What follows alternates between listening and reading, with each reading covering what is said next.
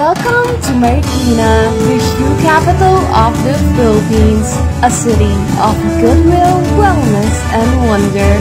A city where every step tells a story.